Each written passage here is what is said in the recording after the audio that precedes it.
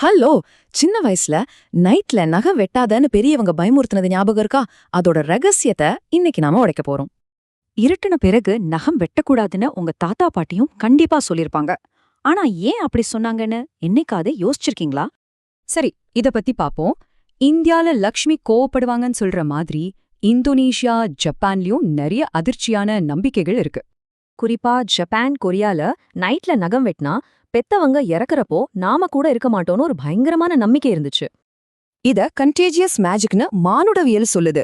அதாவது வெட்டின நகம் கூட உங்களோட உயிர் சக்தியோடையே இணைஞ்சிருக்குங்கிற உலகளாவிய பயம்தான் இது. முக்கியமா ஆப்பிரிக்கா மாவோரி மக்கள் அந்த நகங்களை வச்சு எதிரிகள் யாராவது தங்களுக்கு சூனியம் வச்சிருவாங்களோன்னு ரொம்பவே பயந்தாங்க.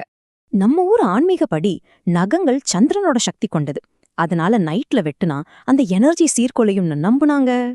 அது மட்டும் இல்லாம வேத ஜோதிடத்துல எந்தெந்த பகல் நாட்கள்ல நகம் வெட்டினா என்னென்ன அதிர்ஷ்டம் கிடைக்கும்னு இந்த அட்டவணையை பார்த்தாலே உங்களுக்கு புரியும்.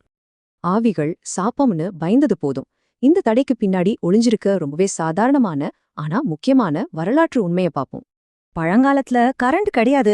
மங்கலான விளக்கு வெளிச்சத்துல கூர்மையான கத்திய வச்சு நகம் வெட்டும் போது காயமாக கூடாதுன்னு தான் இப்படி பயமுறுத்துனாங்க. அது மட்டுமா, இருட்டுல பறக்கிற நகம் சாப்பாட்லயோ கண்ணுலயோ விழுந்து பெரிய ஆபத்தை உண்டாக்கிறோங்கிறது அன்னைக்கு இருந்த ஒரு பெரிய நிஜம். இப்போ நம்ம வீட்ல எல்இடி லைட்டே இருந்தாலும் சின்ன வயசுல பதிஞ்ச இந்த கன்ஃபர்மேஷன் பயாஸ்னால தான் நம்ம இன்னமும் இத நம்புறோம். ஆபத்து என்னவோ இப்போ இல்லதான், ஆனாலும் நம்ம கலாச்சாரத்தையும் பாரம்பரியத்தையும் மதிக்கிற ஒரு பழக்கமா இது இன்னமும் தொடருது. என்னங்க, இன்னைக்கு நைட் நெயில் கட்டரை எடுத்து இந்த தடையை உடைக்க நீங்க தயாரா? யோசிங்க. அடுத்த விளக்குறையில சந்திப்போம்.